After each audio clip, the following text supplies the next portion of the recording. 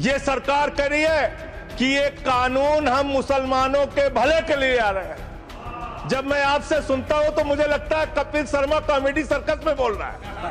आप मुसलमानों का भला कर रहे हैं, आप मुसलमानों का भला कर रहे हैं। दोनों सदन में एक भी सदस्य, दोनों सदन में सिर्फ एक सदस्य गुलाम अली को छोड़ के एक भी सदस्य आपका मुसलमान नहीं है। आप मुसलमानों का भला कर रहे हैं। मैं जैसे उदय प्रताप जी की चंद पंक्तियों से अपनी बात शुरू करूंगा। न मेरा है न तेरा है, ये हिंदुस्तान सबका है। नहीं समझी गई ये बात तो नुकसान सबका है। न तेरा है न मेरा है, ये हिंदुस्तान सबका है। नहीं समझी गई ये बात तो नुकसान सबका है। जो आकर मिल गई इसमें वो दिखलाई नहीं देती, जो नदियां मिल गई इसमें वो दिखलाई नहीं देती। महासागर बनाने में मगर एहसान सबका है। महासागर बनाने में मगर एहसान सबका है। मान्यवर, हम लोग बचपन से एक शब्द सुनते आए, सरकार माई बाप। सरकार माई बाप यानी कि जो सरकार होती है वो लोगों की माई बाप होती है, मां की तरह ख्याल रखती है, पिता की तरह ख्याल रखती है। लेकिन अगर कोई सरकार अपने बच्चों को उसका गला घोटने पे उतारू हो जाए तो वो फिर सरकार निष्पक्ष सरकार नहीं है, नहीं है मान्यवर। वो सौतेली मां है, वो सौतेली मां है, उसका व्यवहार सौतेला है। और आज आप जो काम कर रहे हैं इस बिल के माध्यम से, आप बाबा साहब डॉक्टर भीमराव अंबेडकर जी के द्वारा लिखे गए संविधान की हत्या कर रहे हैं। और ये बात मैं इसलिए कह रहा हूं कि बाबा साहब डॉक्टर भीमराव अंबेडकर जी ने संविधान की धारा 26 में लिखा, धार्मिक मामलों के प्रबंधन की स्वतंत्रता, धार्मिक एवं धर्मार्थ उद्देश्यों के लिए संस्थाओं की स्थापना एवं रखरखाव करना, धर्म के मामलों में अपने स्वयं के मामलों का प्रबंधन करना, चल एवं अचल संपत्ति का स्वामित्व एवं अधिग्रहण करना तथा ऐसी संपत्ति का कानून के अनुसार प्रशासन करना। यह अधिकार आपने नहीं दिया, यह अधिकार किसी भारतीय जनता पार्टी के लोगों ने नहीं दिया। यह अधिकार बाबा साहब डॉक्टर भीमराव अंबेडकर जी के द्वारा लिखे गए भारत के संविधान ने दिया। मान और आप उस संवैधानिक अधिकार को छीन रहे हैं एक गैर संवैधानिक बिल लाके। क्या क्या लिखा इस कानून के अंदर आपने, किस तरीके से आपने इस संविधान की हत्या करने का काम किया। आप बड़ी बड़ी बातें कर रहे हैं। यह सरकार कह रही है कि ये कानून हम मुसलमानों के भले के लिए आ रहे हैं। जब मैं आपसे सुनता हूं तो मुझे लगता है कपिल शर्मा कॉमेडी सर्कस में बोल रहा है। आप मुसलमानों का भला कर रहे हैं, आप मुसलमानों का भला कर रहे हैं। दोनों सदन में एक भी सदस्य, दोनों सदन में सिर्फ एक सदस्य गुलाम अली को छोड़ के एक भी सदस्य आपका मुसलमान नहीं है। आप मुसलमानों का भला कर रहे हैं, आप मुसलमानों का भला कर रहे हैं। पूरी सरकार में एक मंत्री आपका मुसलमान नहीं है, आप मुसलमानों का भला कर रहे हैं। दो नेता अपने घरों में आपने बैठा दिया, मुख्तार अब्बास नकवी, शहनवाज हुसैन, दोनों की राजनीति आपने खत्म कर दी। आप मुसलमानों का भला कर रहे हैं, आप मुसलमानों का भला कर रहे हैं, आप मुसलमानों का भला कर रहे हैं। अरे सुनना सीखो, सुनना सीखो पहले। मान्यवर, मैं इनके इस कानून में क्या क्या लिखा हुआ है, क्या क्या कहा है इन्होंने। बैठ जाए कृपया, गुलाम अली बैठ जाए। धार्मिक संपत्तियों को यह बिल कब्जा करने की नापाक कोशिश है। इतनी और धार्मिक संपत्तियों को सदन में इतनी कब्जा करने के लिए सदन में इतनी शांति है कि आराम से आप बोलोगे तो आराम से बोल रहा हूं सर। हाँ। आप बैठे हैं तो आपको देख के वैसे ही आराम आ जाता है। आपको देख के मैं वैसे ही आराम में रहता हूं सर। आप जब है आपका संरक्षण है तो आराम से ही बोल रहा हूं। बोलिए। मान्यवर, धार्मिक संपत्तियों को कब्जा करने की एक कोशिश है।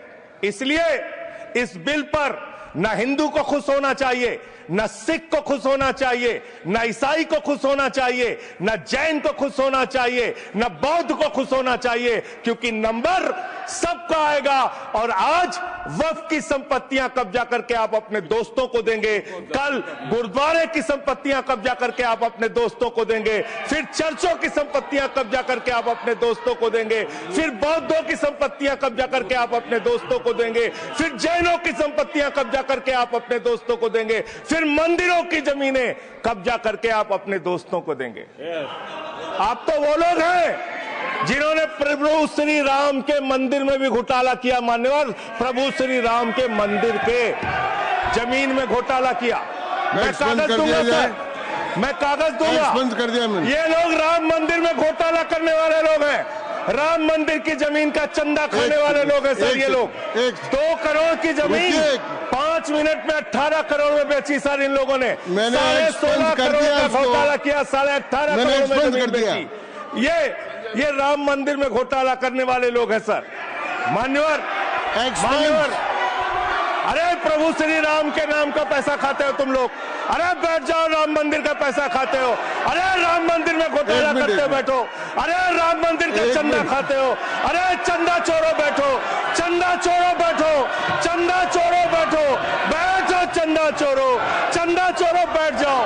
चंदा चोरो तुम लोग चंदा चोरो, चंदा चोरो तुम लोग, चंदा चोरो, चंदा चोरो, चंदा चोरो बैठो। 1 मिनट को प्लीज। चंदा चोरो बैठो। सभापति महोदय, Shri Gajendra Singh ji. Sir, I am not dealing sir, I am not dealing. सदस्य ने चंदा चोरी किया इन्होंने, राम का पैसा खाया, करने वाले प्रभु श्री राम का पैसा खाया सर इन्होंने। राम मंदिर का विषय, राम मंदिर में चंदा चोरी किया इन्होंने। चंदा चोर है सर ये लोग। इन्होंने प्रभु श्री राम का चंदा खाया। कृपया बैठ जाए। चंदा चोरी किया सर। कृपया बैठ जाए। मान्यवर, आपने कहा कि इससे आप पिछड़े मुसलमानों का भला करने जा रहे हैं। सुनने में बहुत अच्छा लगता है कि आप पिछड़े मुसलमानों का भला करने जा रहे हैं। आपने इसमें कहा कि आप महिलाओं का भला करने जा रहे हैं। सुनने में बहुत अच्छा लगता है कि आप महिलाओं का भला करने जा रहे हैं, लेकिन ये सरकार और यहां पे इस समय मंत्री जी नहीं है, मैं उनसे पूछना चाहता हूं, आप देश को और सदन को गलत जानकारी क्यों दे रहे हैं? मान्यवर, 2013 के वक्फ बिल में जो भारतीय जनता पार्टी की सहमति और सहयोग से पास हुआ, उसमें भी महिलाओं के लिए आरक्षण था। मना कर दीजिए कि नहीं था? मना करिए कि हम गलत बोल रहे हैं। मान्यवर, मंत्री जी ने कहा 1 करोड़ सुझाव आया। मैं आपसे पूछना चाहता हूं, कितने करोड़ ईमेल आए, कितने करोड़ पत्र आए, कितने करोड़ सुझाव आए? पूरे देश को जानकारी दीजिए। और मैं आपको दावे के साथ कह सकता हूं, जब पूरा सच सामने आएगा तो देश को पता चलेगा कितने लोग इस बिल के विरोध में थे, कितने लोग इस बिल के समर्थन में थे। मैं जेपीसी का सदस्य था मानवर, मैं कह रहा हूं आपसे लाइए।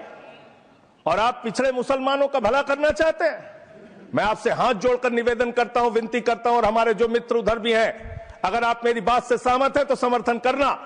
समाज में छुआछूत को, बीमारी को मिटाने के लिए चलिए उठाते हैं कदम, और अगले सत्र में एक बिल लेके आइए। जितने भी हिंदुओं की कमेटियां हैं, ट्रस्ट है, बोर्ड है, उन सारे ट्रस्ट और कमेटियों में 80% आरक्षण दलित, आदिवासी और पिछड़े हिंदुओं को दीजिए। मैं समर्थन करूंगा आपका, माला पहनाऊंगा आपको। आप पिछड़ों का भला करने की बात करते हैं, आप दलितों का भला करने की बात करते हैं।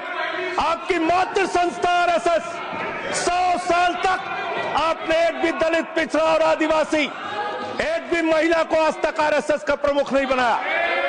आप दलितों और पिछड़ों और आदिवासियों की आरएसएस के बारे में भला करने की बात करते कर हैं। माननीय, इस बिल में क्या लिखा है? आप जो भी बातें इस विधेयक के अलावा बोलेंगे, उन सबको मैं एक्सप्लेन करूंगा। क्या सच नहीं है?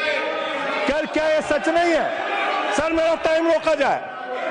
और सर, बिल के बारे में बात करते हैं। माननीय मंत्री जी ने कहा आज आप इस बिल को पास कर रहे हैं, आज आपका सीना चौड़ा हो रहा है, आपको लग रहा है एक धर्म के अधिकार को आप छीन रहे हैं। नहीं, कल को आप सभी धर्मों की धार्मिक संपत्तियां छीन के आप अपने दोस्तों का देने का काम करेंगे। मैं फिर इसको दोहरा रहा हूं और फिर इसको कह रहा हूं कि आप ये करेंगे, धार्मिक संपत्तियों के कब्जा करने का काम करेंगे। और किसी गलतफहमी में मत रहिए। आपको लोकसभा के चुनाव में मात्र 36% वोट मिला है। इस देश की 64% आबादी आज भी आपके खिलाफ है, आज भी आपके खिलाफ खड़ी है। किसी गलतफहमी में मत रहिए। बड़ी बड़ी सत्ता उखड़ गई और चली गई। मान्यवर, आपने इसमें लिखा बिल के अंदर कि वक्फ कमेटी के अंदर गैर मुसलमान इसका सदस्य बन सकता है। आप क्या गुरुद्वारा कमेटी के अंदर गैर सिख को मेंबर बना सकते हैं? क्या ईसाई कमेटी के अंदर गैर ईसाई को सदस्य बना सकते हैं? क्या बौद्धों की कमेटी के अंदर गैर बौद्ध को, क्या जैनों की कमेटी के अंदर गैर जैन को आप मेंबर बना सकते हैं? और इतना ही नहीं, क्या आप हिंदुओं के ट्रस्ट में, मंदिर के ट्रस्ट में आप क्या गैर हिंदू को मेंबर बना सकते हैं? नहीं बना सकते, नहीं बना सकते। आप एक झूठ फैला रहे हैं देश भर में, देश भर में झूठ फैला रहे हैं। आप कह रहे हैं ये मैं पढ़ रहा हूं राम मंदिर का, सर, राम मंदिर ट्रस्ट। झूठ शब्द असंसदीय है, जो असंसदीय शब्द है उनको निकाल दीजिए। सत्य से परे, सत्य से परे। सर, ये प्रभु श्री राम के मंदिर का ट्रस्ट, मैं इसका समर्थन करता हूं। नहीं, आप सर, मैं इसका समर्थन कर रहा हूं। ये सब्जेक्ट नहीं है सर, समर्थन कर रहा हूं। सुन तो लीजिए, आप कहे से नहीं सुनूंगा। डिस्ट्रिक्ट मजिस्ट्रेट प्रोसीडिंग में नहीं आएगा सर, मेरी बात तो बिल्कुल नहीं आएगा। सर, मेरी बात सुन लीजिए। घनश्याम जी प्लीज, चेयरमैन साहब, district magistrate of Ayodhya will be ex officio trustee who will be a practicing Hindu. If the DM is not Hindu, then additional district magistrate will be an ex officio member of the trust. हम इसका समर्थन करते हैं sir. Hindu धर्म के trust में हिंदू को member होना चाहिए, आपने लिखा, हम इसका समर्थन करते हैं। लेकिन आप दूसरे धर्मों के ऊपर कह रहे हैं। कल को आप गुरुद्वारा कमेटियों में कहेंगे सिख नहीं, दूसरे धर्म के लोग इसमें आएंगे। कल को आप जैन कमेटियों में घुसड़ेंगे, बौद्धों की कमेटियों में घुसड़ेंगे। ये बात गलत है, ये पूरी तरीके से गलत है। और आज पूरे देश को आप बताइए, मान्यवर, पूरे देश को आप बताइए, 2009 में आपने अपना घोषणा पत्र जारी किया था, मैनिफेस्टो। ये मैनिफेस्टो आपका लेके आया हूं, ये तो आपका डॉक्यूमेंट है, मेरे घर नहीं बना। इस मैनिफेस्टो में लिखा है इन्होंने कि 2009 के मैनिफेस्टो में लिखा है कि वक्फ की जमीनों पर जो अवैध कब्जे हुए हैं, के.आर. रहमान की कमेटी की रिपोर्ट के हिसाब से हम मुस्लिम धर्म गुरुओं के साथ बातचीत करके उसको खाली कराने का काम करेंगे। कितना दोहरा चरित्र है आपका। आपने कहा वक्फ की जमीनों को खाली कराने का काम करेंगे जिसपे कोई और कब्जा कर रखा है। मान्यवर, एक और बात, सुप्रीम कोर्ट के अंदर आप कह रहे हो कागज चाहिए, कागज चाहिए। मंत्री जी ने कहा कागज चाहिए। मंत्री जी, आपको कागज की बहुत जरूरत होती है, कागज आपको चाहिए। आपकी सरकार ने 2020 में, ये पूरे देश को देखना चाहिए, पूरे देश को सर, 2020 में मैं जेपीसी का मेंबर था, एक कागज वहां मिला मैं 2020 में सुप्रीम कोर्ट में। सर, आप, मेरी बात नहीं आ रही सर, सर मेरी बात नहीं आ रही। 2020 में मान्यवर, इस भारत की सरकार ने, मोदी जी की सरकार ने शपथ पत्र दिया सुप्रीम कोर्ट में। से क्या लिखा हुआ है? 99% वक्फ की संपत्तियां डिजिटाइज हो चुकी हैं। मुख्तार अब्बास नकवी साहब आपके मंत्री थे, उनका बयान है 100% वक्फ की संपत्तियां डिजिटाइज हो चुकी हैं। तो जब आप सारी संपत्तियां डिजिटाइज कर चुके हैं, सब कुछ ऑनलाइन कर चुके हैं वामसी पोर्टल में, सारे कागजात जांच चुके हैं, तो क्या आप फसाद कराने के लिए फिर से कागज मांग रहे हैं? फसाद कराने के लिए, आप फसाद कराने के लिए कागज मांग रहे हैं। आप फसाद कराने वाले हिंदू हैं, हम सौहार्द फैलाने वाले हिंदू हैं। यह बुनियादी फर्क है, यह बुनियादी फर्क है। आप देश भर में फसाद, नफरत, लड़ाई, झगड़ा कराने का काम करते हैं। मान्यवर, मैं अंत में आप लोगों से सिर्फ एक ही बात कहना चाहता हूं कि आज सच्चर कमेटी की रिपोर्ट की बात कही गई और कहा गया 12,000 करोड़ की आमदनी हो सकती थी। एक सुझाव मैं पूरे सदन की तरफ से इस सरकार को देना चाहता हूं। 12,000 करोड़ की आमदनी की चिंता है वक्फ की, करोड़ों मुसलमानों की चिंता है आपको। एक अपने दोस्त को पकड़ के लाइए, नीरव मोदी को 20,000 करोड़ वसूलिए, 12,000 करोड़ वक्फ को दीजिए, 8,000 करोड़ अपने पास रखिए। 8,000 करोड़ का आपको मुनाफा होगा, 12,000 करोड़ वक्फ को दे दीजिए, करोड़ों मुसलमानों का भला हो जाएगा। मान्यवर अंतिम बात कह के आपने कहा सच्चर कमेटी की रिपोर्ट से 12,000 करोड़ की आमदनी की बात कही गई है। अर्ध सत्य मत बोलिए, पूरा सत्य बोला कीजिए। सुविधाजनक सत्य मत बोलिए, पूरा सच बोला कीजिए। मंत्री जी, इसमें लिखा हुआ है सच्चर कमेटी की रिपोर्ट में कि भारत की सरकार ने, राज्यों की सरकार ने अलग अलग राज्यों में अलग अलग जगहों पे 365 वक्फ की संपत्तियां कब्जा कर रखी हैं। आप उसके बारे में नहीं बताते, आप अर्ध सत्य बोलते हैं। मैं तो जेपीसी का मेंबर रहा हूं, मुझे सब पता है। तो इसलिए मान्यवर, आप फैला रहे हैं झूठ। ट्रिब्यूनल के फैसले, बस खत्म सर, खत्म। असत्य, सत्य से परे मान्यवर, सत्य से परे मान्यवर। ट्रिब्यूनल के लिए आप कह रहे हैं उसको अपील नहीं की जा सकती। हाई कोर्ट का फैसला ट्रिब्यूनल के फैसले के खिलाफ आया है, सुप्रीम कोर्ट का फैसला ट्रिब्यूनल के फैसले के खिलाफ आया है। आपने कहा 5 साल का प्रैक्टिसिंग मुस्लिम होना चाहिए। कैसे प्रैक्टिसिंग मुस्लिम तय करेंगे सर? आप क्या मुसलमानों के घर में सीसीटीवी का कैमरा लगाएंगे? कौन नमाज पढ़ रहा है, कौन नमाज नहीं पढ़ रहा है, कौन मुसलमान है, कौन मुसलमान नहीं है? आपने मान्यवर ऐसे प्रावधान इसमें रखे हैं जो बड़े अजीब है, जो अपने आप में ये बताते हैं कि आपकी मंशा सिर्फ देश में झगड़ा कराने की है, नफरत फैलाने की है, फसाद कराने की है। आपकी मंशा कहीं भी मुसलमानों का या किसी वर्ग का भला करने की नहीं है। बस एक अंतिम बात कह के अपनी बात समाप्त करूंगा। ये काम आपने देश के अंदर बहुत अच्छा शुरू कर दिया। आप एक काम करते हैं, देखो मुसलमानों को ठीक कर रहा हूं, दूसरी तरफ महंगाई बढ़ रही है, नुकसान हिंदुओं का। 94 लाख करोड़ रुपए शेयर बाजार में डूब रहा है, नुकसान हिंदुओं का। 11 लाख बच्चे स्कूलों से बाहर निकल गए, नुकसान हिंदुओं का। तो मुसलमानों को ठीक करने के नाम पर आप नुकसान देश के करोड़ों हिंदुओं का भी कर रहे हैं। इसलिए ये सब बातें करके देश में आप नफरत फैला के ये सब झगड़े फसाद के काम मत कीजिए। और अंत में आपसे एक ही बात कहना चाहता हूं, अभी भी वो मौका है इस बिल को, जो गैर संवैधानिक है, जो बाबा साहब के संविधान के खिलाफ है, इसको वापस लीजिए।